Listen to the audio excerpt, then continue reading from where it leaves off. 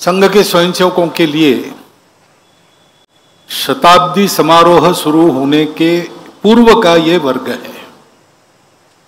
1.25 साल चल रहा है, वो पूरा होगा विजयदशमी को। उसके बाद उस निमित्त जो कुछ योजना हमारी है वो वर्ष भर चलेगी। परंतु एक तात्कालिक वातावरण जो खड़ा हुआ है कुछ दिनों से देश में, पहलगाम में जो हमला हुआ, नृशंस हमला हुआ और हमारे नागरिकों को हमारे देश के अंदर आकर आतंकवादियों के द्वारा मारा गया, तो स्वाभाविक सबके मन में दुख था, क्रोध था और अपराधियों को शासन होना चाहिए इसकी उत्कट इच्छा थी। तो कुछ कार्रवाई हुई और शासन किया गया। इस सारे प्रसंग में अपने सेना की क्षमता और वीरता फिर से एक बार चमक उठी। रक्षा के विषय को लेकर जो तरह तरह के अनुसंधान हमारे होते हैं उनका कारगर होना साबित हो गया। उनके पराक्रम के साथ निर्णय लेना और करने के लिए कहना, ये जिनका दायित्व है ऐसे शासन प्रशासन के लोग, उनकी दृढ़ता भी हम सब ने देखी।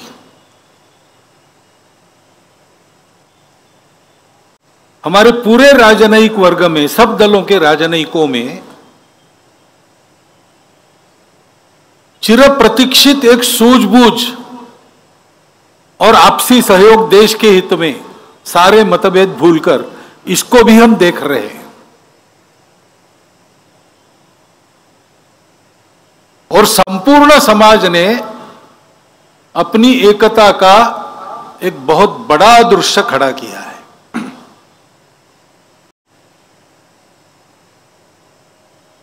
ये दृश्य अगर चिरस्थायी होता है, प्रसंग पुराना होने पर फीका नहीं पड़ता है और चलते रहता है, तो अपने देश के लिए ये बहुत बड़ा संबल है।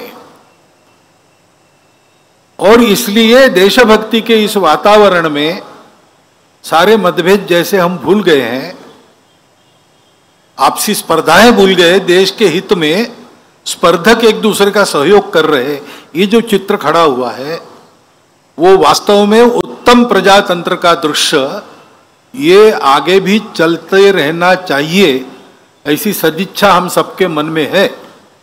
क्या होगा कैसे होगा कोई बता नहीं सकता, परंतु ऐसा होना चाहिए, ऐसा तो सबको लगता है। क्योंकि हम ये भी जानते हैं कि ये सब होने के बाद समस्या तो मिटी नहीं। टेढ़ापन जब तक कायम है, द्विराष्ट्रवाद का भूत जब तक मन में कायम है, शांतिपूर्वक रह सके इसलिए अलग हुए और अलग होने के साथ ही अशांति करना प्रारंभ किया, ये दोगलापन जब तक जाता नहीं तब तक देश पर ये खतरे बने रहेंगे।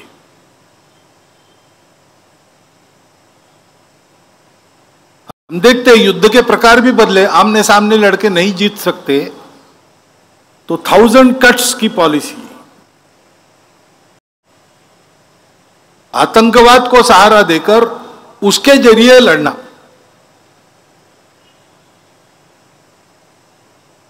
साइबर वॉर से लेकर सारी बातें, एक प्रकार से एक छद्म युद्ध, प्रॉक्सी वॉर, ये सतत चल रहा है।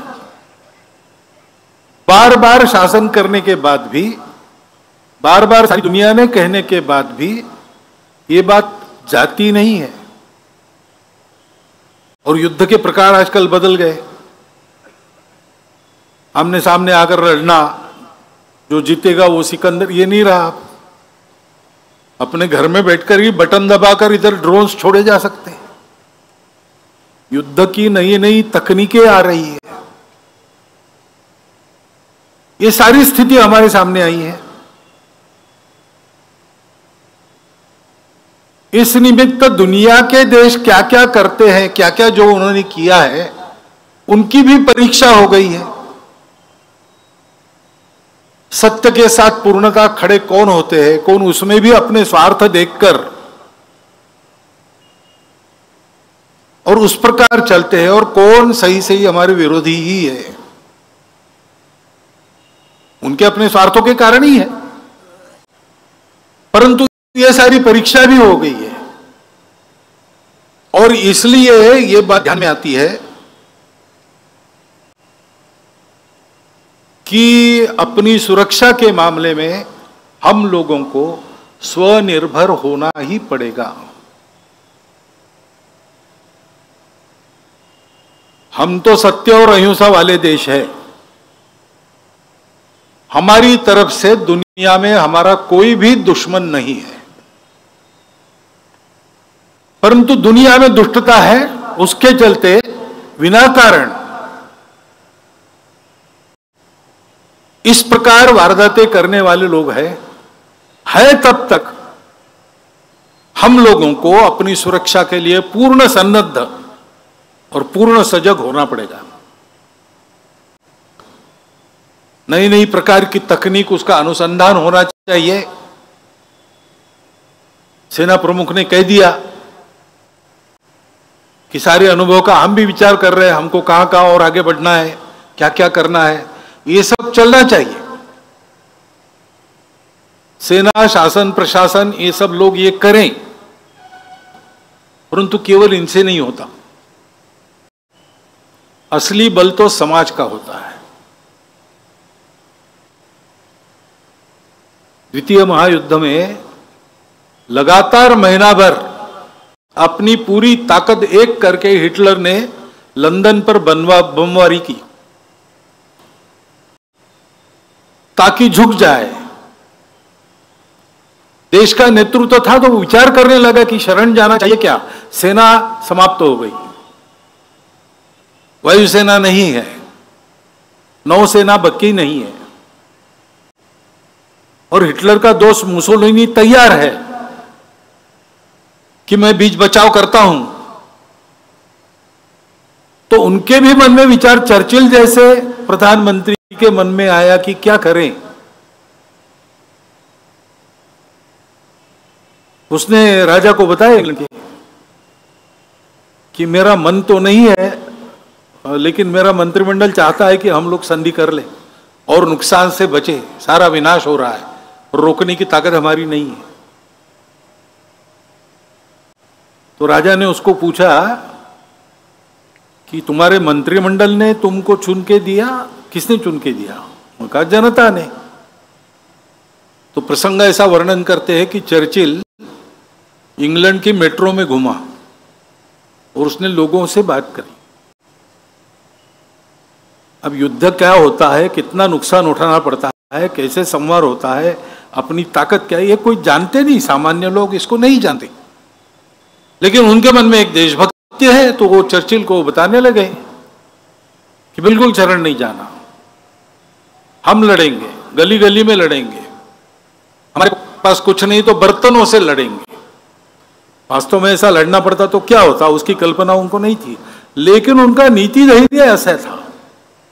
उसके आधार पर चर्चिल ने कहा, फिर पार्लियामेंट में जाकर संधि का विचार छोड़ दिया और कहा कि हम आसमान में लड़ेंगे, समुद्र में लड़ेंगे, सर्वत्र लड़ेंगे, और कदाचित इस लड़ाई में अगर हमको विजय नहीं मिली तो हमारी अगली पीढ़ी हमारे साम्राज्य में जो बाकी देश है वहां जाकर लड़ाई जारी रखेगी, लेकिन पूर्ण विजय प्राप्त किए बिना हम रहेंगे नहीं, शरण तो बिल्कुल नहीं जाएंगे।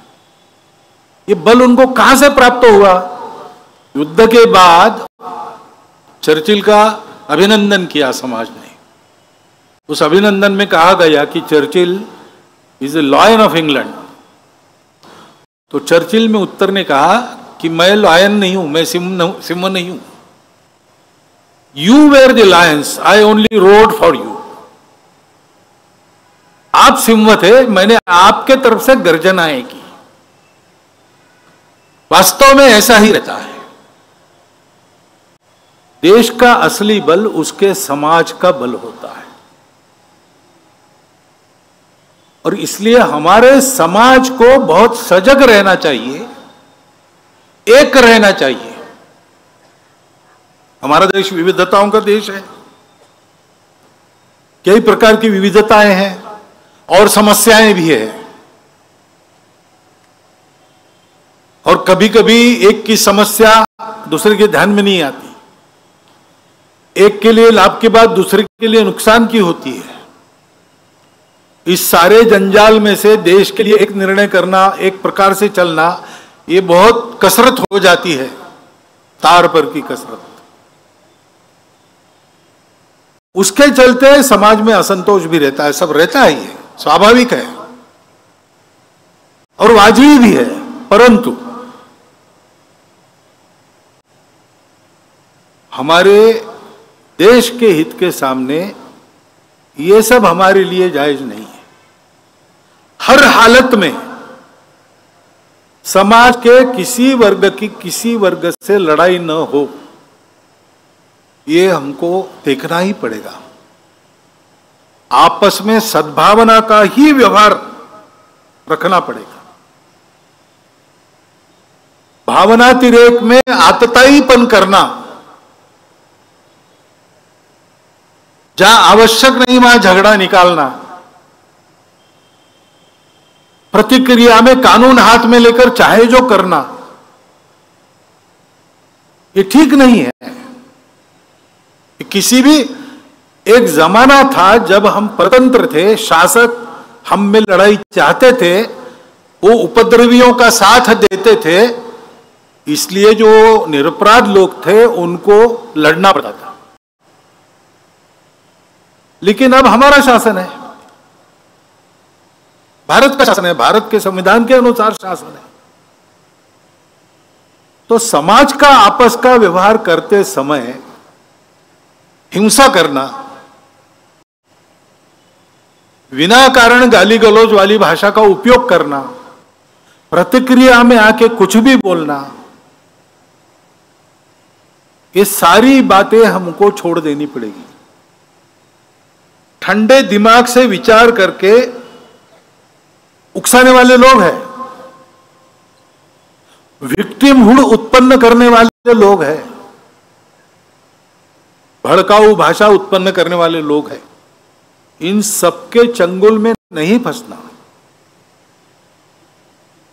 अपने स्वार्थ लाभ के लिए समाज में इस प्रकार की फूट झगड़ा चाहने वाले भी लोग हैं, और इस प्रकार का फूट झगड़ा हो तो भी सदियों से हम एक रहेंगे, ऐसे ओवर कॉन्फिडेंस में भी अपने स्वार्थ के लिए थोड़ा असंयम करने वाले लोग हैं।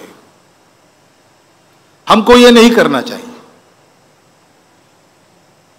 एक दूसरे के साथ सद्भावना, सदाचार, सद्विचार और सहयोग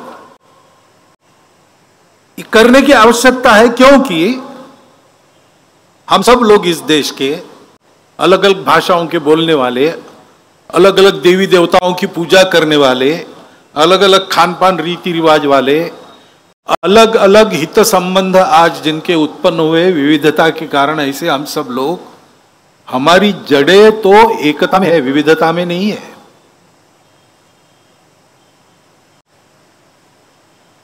रविन्द्रनाथ ठाकुर ने कहा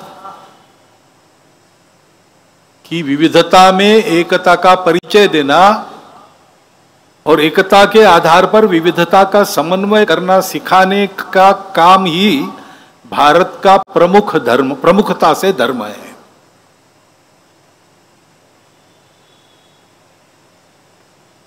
उस एकता में हमारी जड़ें होनी चाहिए, उसका ध्यान रखना चाहिए।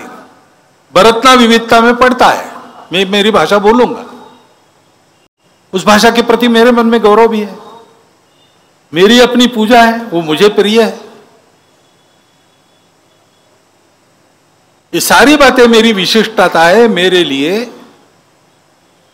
बहुत प्रिय है, उनका रक्षण करना है, सब करना है, लेकिन इन सब के ऊपर हमारी सबकी एकता है।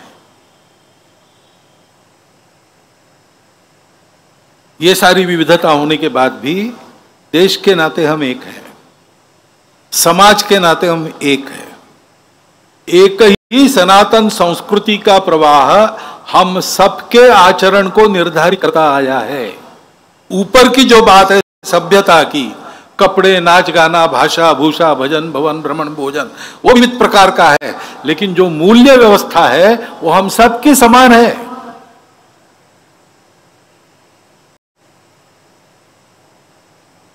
और पूर्वजों से हम एक है, हमारे कोई अलग अलग वंश नहीं है। ये भ्रम पैदा किया गया है अंग्रेजों द्वारा। हम सब एक है, हमको विविध प्रकार के लोगों को एक नहीं होना है। हम एक है, हम भूल गए थे हम एक है, हमको एक होना है। और वास्तव में सारा विश्व एक है, मानव एक है। उस एकता का भान सारी दुनिया को कराना है। यह हमारे सामने हमारे राष्ट्र के अस्तित्व का, हमारे भारत की नव स्वतंत्रता का, जो 15 अगस्त 1947 में हम स्वतंत्र हुए, उसका प्रयोजन क्या है? उसका प्रयोजन यह है। उसके लिए हमको तैयार होना है। विविधताओं को संभालते हुए, उनका स्वीकार करते हुए, उनका सम्मान करते हुए, एकता पर सबकी दृष्टि लाना और उसके आधार पर विकास का पथ मानव जाति का पुनर्निर्धारित करना, इसका उदाहरण भारत को दुनिया के सामने रखना है। दुनिया को उसकी आवश्यकता है। और इस दृष्टि से अभी जो बातें हमारे अतिथि महोदय के द्वारा रखी गई वो बड़ी महत्वपूर्ण है। हम सबको उसका विचार करना ही है। हम तो कर ही रहे संघ के लोग। विकास और पर्यावरण का विरोध क्यों होना चाहिए? दोनों साथ साथ चल नहीं सकते क्या? चल सकते हैं, लेकिन एकता का विचार मन में रखकर सारी योजना बननी चाहिए।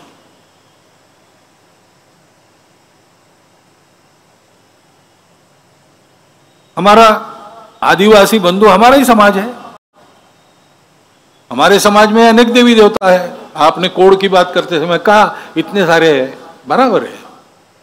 ये सब होने के बाद भी समाज के नाते हम एक हैं। तो अगर एक समाज है तो आपको यह कहने की जरूरत नहीं कि हमारी मदद कीजिए। संघ का काम ही है, संपूर्ण हिंदू समाज में संघ सबको मानता है। मैं कोड की बात नहीं कर रहा हूं, वो एक अलग विषय है, टेक्निकल विषय है।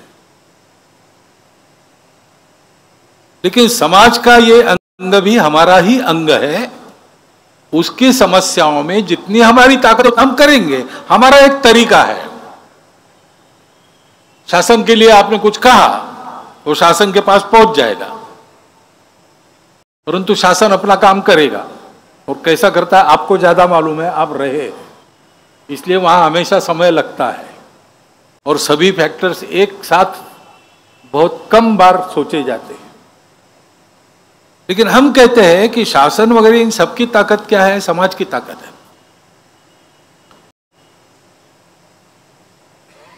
तो शासन प्रशासन में सुनवाई नहीं होती तो क्या बिगड़ा? समाज है। तो पेशा कानून की बात आपने की, उस कानून का उपयोग कैसा करे जिससे समाज में भेद उत्पन्न न हो, कुछ अलग हो रहा है ऐसा किसी को न लगे, और फिर भी पेशा कानून जिसलिए लाया गया वो सारा ठीक हो। इसका उदाहरण आपको देखना है तो विभिन्न संगठनों के माध्यम से हमारे स्वयंसेवकों ने काम किया है। नासिक जिले में काम है, उसको कैसे लागू होना चाहिए इसका एक सुंदर उदाहरण वहां है। मैंने कल आपको चेतराम जी पवार का नाम बताया। बैतूल आसपास के इसमें भी योजना पूर्वक उस प्रकार का काम चल रहा है। बस्तर में भी होगा। हम है ही, आपको विनती करने की जरूरत नहीं। मैं कहता हूं आपने आकर हमको एक कर्तव्य बोध दिया है। हम जहां जहां पहुंचते वहां ये सब करते हैं। पहुंच हमारी बढ़नी चाहिए। बस इतनी बात है। और इसलिए जो भी सारी बातें आपने कही उसमें हमारे तरीके से हम जो कुछ कर सकते हैं हम जरूर करेंगे। मतांतरण का विषय है। मतांतरण क्यों होना चाहिए? हम तो ये मानते हैं हमारी परंपरा कि रुचिनुसार मार्गों का वैचित्र्य होता है। रुचिनाम वैचित्र्यात् रुजु कुटिल नाना पथयुताम नृणाम एको गम्या। ये सब जो तरीके हैं पूजा के, खान पान के, संस्कृति के, ये अलग अलग है। रुचि प्रकृति के अनुसार, अपनी परिस्थिति के अनुसार, अपनी सोच के अनुसार, ये बिल्कुल स्वाभाविक बात है। सब जाते हैं एक ही दिशा में अगर ठीक चाहे तो। बीच में स्वार्थ ना आए, बीच में विकार ना आए, इसको भुना के अपना उल्लू सीधा करने की बुद्धि ना हो तो कुछ बिगड़ता नहीं, सब एक ही तरफ जाने वाले हैं। ऐसा है तो फिर मतांतरण क्यों करना? आधन के गुलाबराव महाराज जी को पूछा मिशनरियों ने कि सभी रास्ते सत्य है तो ईसाई क्यों नहीं बनना? तो उन्होंने कहा कि अगर सभी रास्ते सत्य है तो ईसाई क्यों बनना?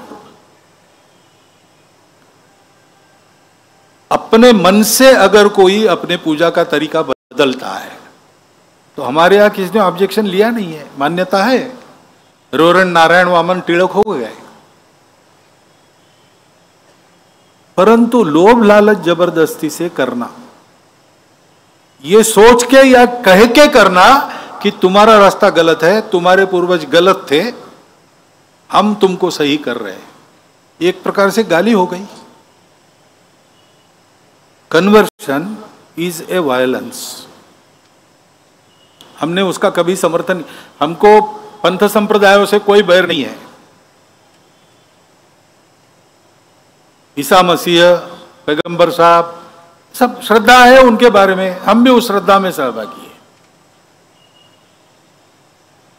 परंतु अपने अपने तरीके से सब चलेंगे। और इसलिए ऐसे जो गए लोभ लालच जबरदस्ती से, वो अगर वापस आना चाह रहे हैं तो उनको स्वीकार करना चाहिए, क्योंकि इट इज करेक्शन। और इसलिए इन सब बातों में हम आपके साथ हैं। आदिवासी समाज कोई अलग समाज नहीं है। मैं तो कई बार कहता हूं कि हमारी संस्कृति जो जन्मी वो जंगलों और खेतियों में से जन्मी, इसलिए आदिवासी समाज हमारा मूल है। उनकी अपनी भाषाओं में जो तत्वज्ञान वो बताते हैं वो नासदीय सूक्त के पास जाता है। पर्यावरण के प्रति मित्रता, सब जगह पवित्रता देखना, पेड़ पौधों को पूछना, निसर्ग की पूजा करना, ये भारत छोड़ के कहां परंपरा है? ये भारत की परंपरा है। हम आज अपने आप को हिंदू कहते, हिंदू बने हैं, कहां से बने? वहां से बने हैं। और इसलिए अपने समाज का एक अभिन्न अंग मान के हमारी शक्ति पूरी लगाकर और हमारे अपने तरीके से हम समाज के बल के आधार पर काम करते हैं। हम काम करेंगे और ठेका तो हम लेते नहीं, हम काम करेंगे, यानी हम और जिनके लिए काम करना है वो सब मिलकर करेंगे। क्योंकि काम होने का तरीका यही रहता है, अपना भाग्य अपने को बनाना पड़ता है।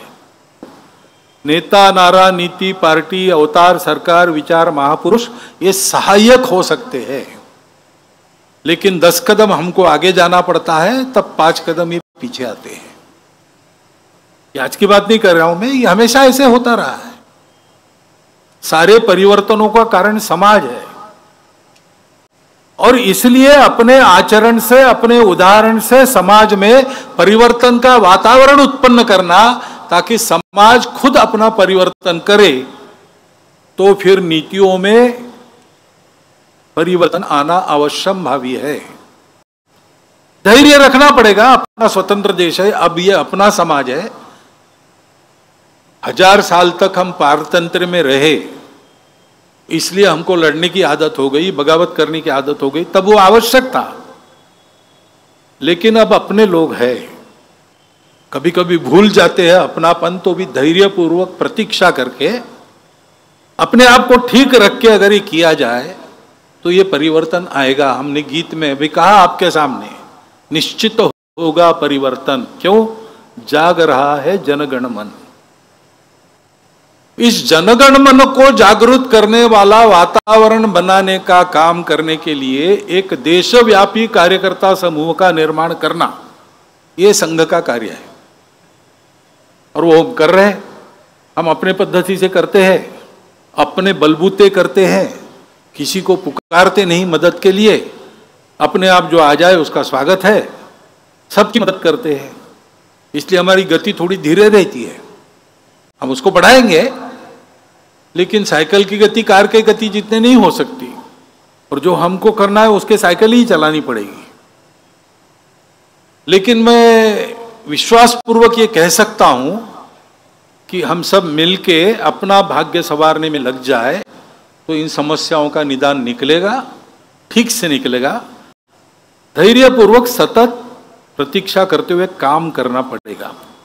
और ऐसे सब कामों में हम सबके साथ है, हम हमेशा साथ देंगे, क्योंकि संघ के लिए है। ऐसे कार्यकर्ता तैयार करने का प्रशिक्षण इन वर्गों में होता है। 98 साल से नागपुर में ये वर्ग हो रहा है, 27 में शुरू हुआ। समय के साथ बड़ा भी होता गया, स्वरूप भी तरह तरह से बदलता गया, लेकिन देश भर के ऐसे कार्यकर्ता इस वर्ग में से खड़े होते हैं और उनके करने में से देश का वातावरण बदलता है, जिसका अनुभव आपने लिया है। 1925 में संघ स्थापना के समय समाज का मन कैसा था, वातावरण कैसा था, और आज संघ के 100 साल पूरे होते होते संघ के संदर्भ में समाज का मन कैसा है, वातावरण कैसा है। 4 दिन में हो हल्ला भड़का करके और कुछ कर दिया तो वो 2 दिन में समाप्त हो जाता है। सावरकर जी ने कहा था संघ के कार्यक्रम में आकर कि हम लोग काम करते हैं, हमारा काम मूसलाधार वर्षा जैसा है, आएगी बदाबद बरसेगी, 2-3 घंटे में और सब इधर उधर हो जाएगा और चली जाएगी। वो पानी भी बह जाता है, वो आर्द्रता भी सूख जाती है, उसका फायदा नहीं होता वृक्षों को, फसल को। आपका काम कैसा है? बूंद बूंद वर्षा होती है, वो जमीन में पड़े बीज को पोषित करती है, सोए हुए बीजों को अंकुरित करती है और उसमें से फसलें खड़ी होती। संघ का तरीका यह है। इसलिए थोड़ा कभी लगता है कि आपने करना चाहिए, करना चाहिए। हम करेंगे, जरूर करेंगे, कर रहे हैं। वास्तव में आपने जो सारी बातें कही उसके लिए आपके सामने ही मैंने अपने कार्यकर्ताओं को कहा, हमको अलग से कमेटी बनानी नहीं पड़ती, हमारी कार्यकारिणी सब स्तर पर है। और सौभाग्य से संघ की सब कार्यकारिणियाँ सक्रिय लोगों की कार्यकारिणी रहती है, नाम की नहीं रहती। तो उनके साथ जैसे मिलना जुलना होगा, बातें आगे बढ़ेगी। तो आपको बिल्कुल डरने की आवश्यकता नहीं, हम सब है, साथ है, और हम सब ये करेंगे। परंतु ये सारे समाज में करना है, और सारे समाज में करना है तो इन बातों को अपने जीवन में चरितार्थ करने वाले, समाज के साथ निरतिशय प्रेम रखने वाले, मन में बिल्कुल भेद न रखते हुए सबको अपना मानने वाले चारित्र्य संपन्न कार्यकर्ताओं की आवश्यकता है। और वही कार्यकर्ता निर्माण का काम संघ कर रहा है। उसका एक नमूना आपने यहाँ पर देखा है। मेरी प्रार्थना यही है कि ये काम केवल संघ का नहीं है, हम सबको मिलकर अपना भाग्य बनाना है। अपना भाग्य ने, हम सबका भाग्य ने, हमारे देश का भाग्य है, उसको संवारने के लिए काम चल रहा है। और इसलिए दर्शक की दृष्टि, कौतुक की दृष्टि केवल इससे नहीं होगा, प्रत्यक्ष सक्रियता की आवश्यकता है। अधिकाधिक सहभाग संघ के स्वयंसेवकों के साथ, देश हित में संघ के स्वयंसेवक जो काम करते हैं उसमें आप सबका रहे, ये अनुरोध मैं आपके सामने रखता हूं और मेरी बात पूरी करता हूं।